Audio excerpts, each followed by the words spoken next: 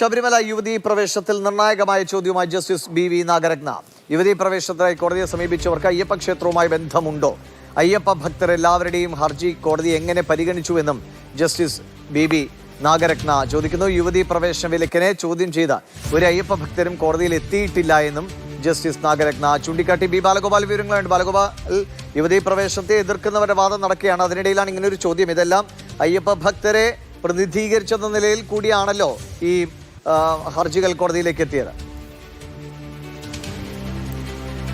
2006 Indian എംഗ്ലോയീസ് association എന്ന സംഘടന ഈ ശബരിമലയിൽ യുവതീ പ്രവേശനം അനുവദിക്കണമെന്ന് ആവശ്യപ്പെട്ടുകൊണ്ട് സുപ്രീം കോടതിയെ സമീപിച്ചിരുന്നത്.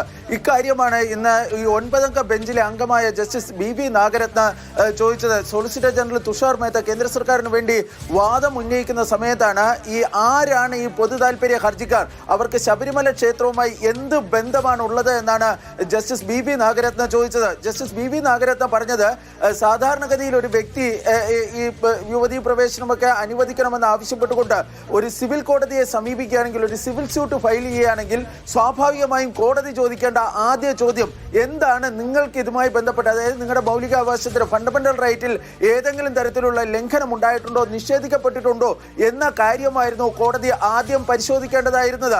അതാണ് സാധാരണഗതിയിൽ കോടതികൾ പരിശോധിക്കേണ്ടത്.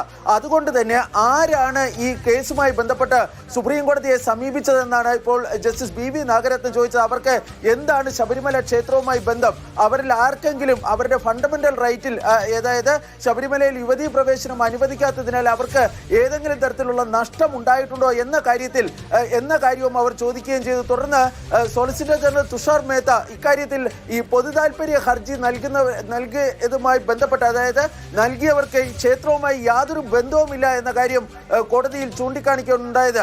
നേരത്തെ കോടതിയിൽ എഴുതി നൽകിയിരുന്ന വാദത്തിൽ സോളിസിറ്റർ ജനറൽ പറഞ്ഞിരുന്നത്, പഞ്ചാബിൽ രജിസ്റ്റർ ചെയ്ത ഒരു സംഘടന അവരുടെ ഈ മാധ്യമ വാർത്തകളുടെ അടിസ്ഥാനത്തിലാണ് ഇവർ കോടതിയെ സമീപിച്ചിരുന്നത് എന്ന കാര്യമാണ് പറഞ്ഞത്.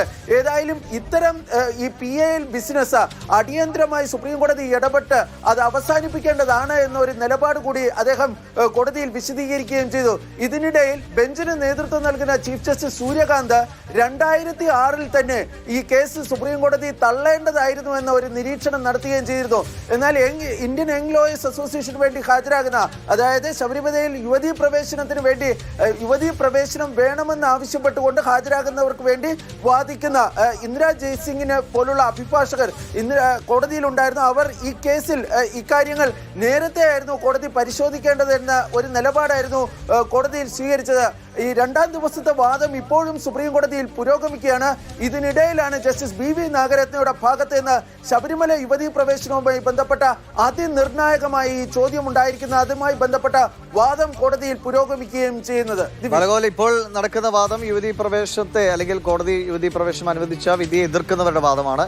ഇപ്പോൾ ഈ യുവതീ പ്രവേശനം വേണമെന്ന് ആവശ്യപ്പെട്ട് എത്തിയവർക്ക് എന്താണ്, അവർ ഭക്തരുമാണോ അല്ലെങ്കിൽ ഭക്തരായിട്ട് എന്ത് ബന്ധമാണെന്നാണ് കോടതി ചോദിക്കുന്നത്. അതായത് നിലവിലെ സാഹചര്യത്തിൽ ഈ ഒരു പുനഃപരിശോധന വേണം, യുവതീ പ്രവേശനം അനുവദിക്കരുത് എന്നപ്പോൾ ദേവസ്വം ബോർഡിൻ്റെ ആകട്ടെ, സർക്കാരിൻ്റെ ആകട്ടെ, കേന്ദ്രത്തിൻ്റെ ആകട്ടെ ഒക്കെ നിലപാടുകൾക്ക് ചേരുന്ന വിധം, അല്ലെങ്കിൽ അങ്ങനെ ഒരു സൂചന നൽകുന്ന വിധമല്ലേ ഇപ്പോൾ ഈ നിരീക്ഷണം?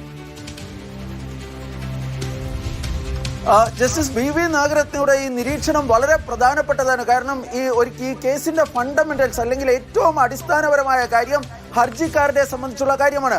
ഈ നേരത്തെ 9-അംഗ ഭരണഘടനാ ബെഞ്ച് ഈ പരിഗണിക്കാൻ വേണ്ടി തയ്യാറാക്കിയ 7 ചോദ്യങ്ങളിൽ 7ാമത്തെ ചോദ്യമായിട്ടുണ്ടായിരുന്ന ഏറ്റവും പ്രധാനപ്പെട്ട കാര്യം, ഒരു മതവിഭാഗത്തിലെ ആചാരം അല്ലെങ്കിൽ അനുഷ്ഠാനം അത് ആ മതവിഭാഗത്തിന് പുറത്തുള്ളവർക്ക് അത് ചോദ്യം ചെയ്തുകൊണ്ട് കോടതിയെ സമീപിക്കാൻ, പൊതു താൽപര്യ ഹർജിയുമായി സമീപിക്കാൻ അധികാരമുണ്ടോ എന്ന കാര്യമായിരുന്നു 7ാമത്തെ ചോദ്യമായിട്ടുണ്ടായിരുന്നത്. ആ 7ാമത്തെ ചോദ്യത്തിന്റെ വാദവും നടക്കുന്ന സമയത്ത്, അതായത് അതുമായി ബന്ധപ്പെട്ട നിലപാട് സോളിസിറ്റർ ജനറൽ തുഷാർ മേത്ത കേന്ദ്രത്തിന്റെ നിലപാട് വ്യക്തമാക്കുന്ന ആ സമയത്താണ് ജസ്റ്റിസ് ബി.വി. നാഗരത്നയുടെ ഭാഗത്ത് നിന്ന് ശബരിമല കേസിനെ സംബന്ധിച്ചുള്ള ഏറ്റവും നിർണായകമായ ഈ ചോദ്യം ഉണ്ടായിരിക്കുന്നത്. അവർ ആവർത്തിച്ച് ജസ്റ്റിസ് BV നാഗരത്ന ആവർത്തിച്ച് ചോദിച്ചിരുന്ന ഒരു കാര്യം, എന്താണ് ഈ ഹർജിക്കാർക്ക് അവരുടെ ഏത് തരത്തിലാണ് അവർക്ക് ശബരിമല ക്ഷേത്രവുമായി ബന്ധം, അവരുടെ ഏത് അവകാശമാണ് ലംഘിക്കപ്പെട്ടത് തുടങ്ങിയ കാര്യങ്ങൾ, അവർക്ക് ഈ യുവതീ പ്രവേശനവുമായി അവരുടെ ബന്ധമുണ്ട് എന്താണ് എന്ന ചോദ്യമായിരുന്നു ചോദിച്ചിരുന്നത്. അങ്ങനെ ബന്ധമില്ല എങ്കിൽ എങ്ങനെയാണ് ഇവരുടെ ഹർജി പരിഗണിക്കപ്പെട്ടതെന്ന കാര്യവും അവർ ചോദിക്കുകയും ചെയ്തിട്ടുണ്ടായിരുന്നു. പക്ഷേ ഞാൻ നേരത്തെ പറഞ്ഞതുപോലെ തന്നെ ചീഫ് ജസ്റ്റിസ് ഈ ബെഞ്ചിന് നേതൃത്വം നൽകിയ ചീഫ് ജസ്റ്റിസ് സൂര്യകാന്ത് 2006 തന്നെ ഈ വിഷയങ്ങൾ നോക്കേണ്ടതായിരുന്നു, അന്ന് അത് തള്ളേണ്ടതായിരുന്നു. പക്ഷേ പിന്നീട് ഭരണഘടനാ ബെഞ്ചൊക്കെ ഈ കേസ് പരിഗണിച്ചതാണ്. തുടർന്നാണ് ഈ റഫറൻസിന്റെ ഭാഗമായ 7 ചോദ്യങ്ങൾ രൂപീകരിക്കപ്പെട്ടത്. അതൊക്കെ കാരണം ഈ ഹർജിയിൽ തുടർന്നുള്ള വാദങ്ങൾ കേൾക്കാമെന്ന് കോടതി വ്യക്തമാക്കിയിട്ടുണ്ട്. എന്നിരുന്നാൽ പോലും അതിനിർണായകമായ ഒരു ചോദ്യമാണ് ജസ്റ്റിസ് BV നാഗരത്നയുടെ ഭാഗത്ത് നിന്ന് ഈ കേസുമായി ബന്ധപ്പെട്ട് ഇപ്പോൾ ഉണ്ടായിരിക്കുന്നത്.